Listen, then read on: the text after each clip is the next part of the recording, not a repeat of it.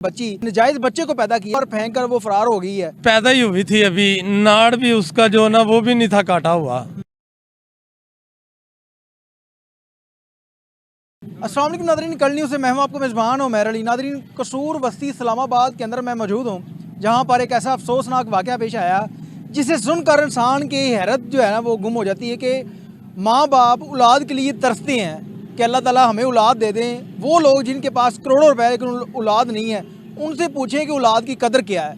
एक ऐसा अफसोसनाक वाक़या जिसने पूरी इंसानियत को जो है वो हिला कर रख दिया है। एक नौजवान बच्ची जिसने एक बच्चे नजायज़ बच्चे को पैदा किया, नौजवान लड़की ने, और पैदा करने के बाद बस्ती इस्लामाबाद जो कसूर के अंदर है वहाँ पर फेंक कर वो फरार हो गई है। मेरे साथ वो भाई साहब मौजूद हैं जिन्होंने सुबह उठकर अपने घर के बाहर से वो बच्ची को बादयाब करवाया। उसके बाद रेस्क्यू को कॉल की और जो है वो सारा अमला वहाँ पे पहुँचता है और बच्ची को उनके हवाले कर दिया जाता है। बाकी की तफसीलात इनसे जानते हैं, बच्ची ज़िंदा थी या मर गई थी और कौन उनको फेंक कर गया। अस्सलाम वालेकुम भाई जान, आपका नाम क्या है? अकबर अली। भाई मुझे ये बताओ कि आपको किसने बताया, कैसे पता चला कि बच्ची जो है वो आपके घर के बाहर पड़ी हुई है? सुबह जब बारिश आई ना तो हम सो रहे थे घर में अपने। बारिश जब आई तो मैंने अपने घरवाली को कहा कि बारिश आई है, तो कहती चलो सामान समेटा हुआ है आप ना सो जाओ। तो मैंने कहा ठीक है। थोड़ी देर बाद दरवाज़ा खड़काता है मसाया हमारा, ज़ोर ज़ोर से। हम बाहर निकलते हैं तो वो क्या, मैं पूछता हूँ भी कौन है? वो कहता है अकबर बाहर निकल, तुम्हारे घर के सामने कोई लड़की फेंक गया है, बच्ची फेंक गया है। तो कितनी बच्ची थी? मतलब बच्ची छोटी सी बच्ची थी, पैदा ही हुई थी अभी, नाड़ भी उसका जो ना वो भी नहीं था काटा हुआ।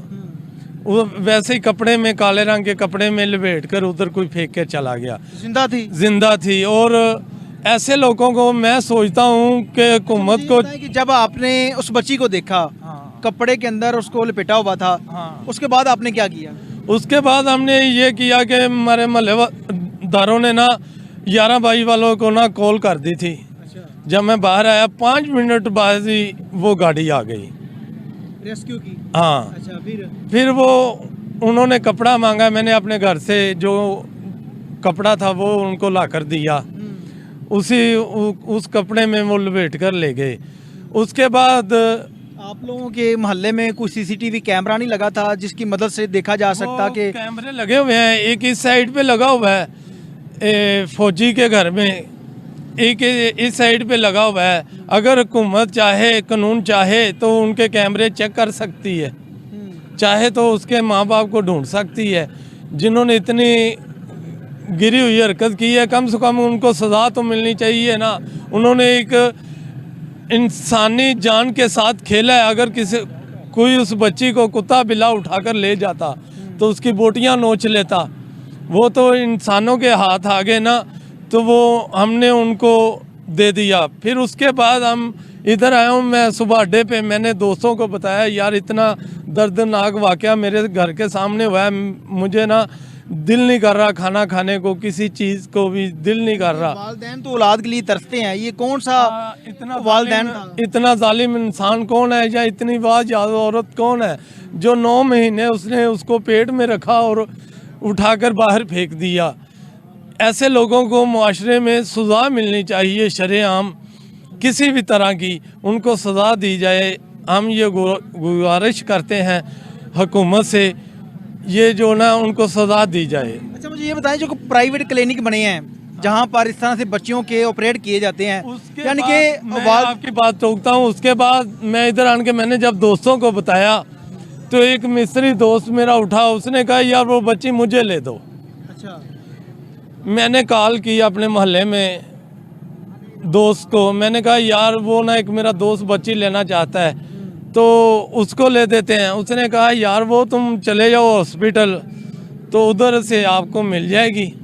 मैंने उसे ना कहा गाड़ी स्टार्ट करो, हम सरकारी अस्पताल गए स्टील बाग। उधर जाकर मैंने वो बाहर पर्ची वाले बैठे होते हैं, उनसे पूछा यार हमने सुबह इधर ना 15 वाले को ना, वो 12 वाले को ना बच्ची दी थी। तो इधर लेकर आए हैं, तो यार ये मेरा दोस्त कहता है मुझे दे दो। तो वो कहता है नहीं भाईजान, वो तो अब हुकूमत का माल हो गया। वो इधर कई अफसर लोग हैं जिनके घर में औलाद नहीं है, इधर ऐसे तो मांगने वाले बहुत हैं, तो आपको कैसे दे दें। मैंने कहा अच्छा वो अब पुलिस कार्रवाई करेगी, उसके माँ बाप को ढूंढेगी, वो छानबीन करेगी, उसने मुझे ऐसे बोला। तो फिर मैंने उसे कहा, मैंने कहा यार ये तो अपना लंबा चक्कर हो गया है, तो ये तो फिर क्या कहते हो, उनके पास चले दफ्तर में या रहने दें। कहता यार इतना नहीं टाइम कि अब इनके पीछे पीछे दौड़े।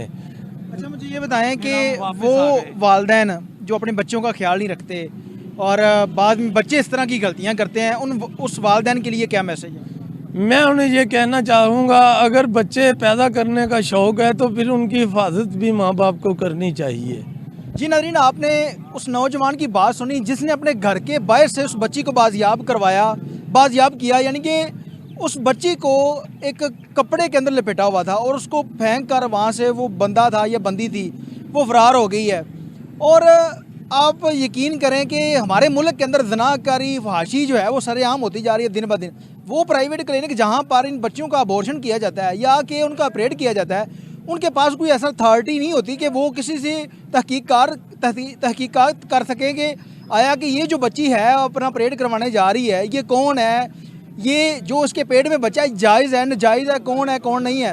हुकूमत के जो नुमाइंदे थे वो बच्ची को ले गए हैं, लेकिन उस वालिदैन से मेरी गुजारिश है, ज़ाहिर सी बात है कि वालिदैन की गलतियां बच्चों के सामने आती हैं, बहुत हो चुकी है। वालिदैन को चाहिए कि अपने बच्चों के ऊपर नज़र रखे ताकि इस तरह से कल को उनको किसी ऐसी गलती का या किसी ऐसी मुश्किलात का सामना ना करना पड़े। वो लोग, हुकूमत को भी चाहिए जो CCTV कैमरे लगाए गए हैं वहाँ पे उनको चेक किया जाए कौन सा बंदा है जिसने उस बच्ची को वहाँ पे फेंका, बारिश के अंदर वो फेंक कर जाता है, और उस बंदे को पकड़ कर सज़ा दी जाए। हमारा पूरा मुल्क, पूरी दुनिया उस बंदे को देखे कि अगर कोई इस तरह का गलत काम करता है तो उसके बाद उस बंदे को सज़ा क्या होती है। इसके साथ ही अपने मेज़बान उमैर अली को इजाज़त दीजिए। देखते रहिए कल न्यूज़। अल्लाह के बाद।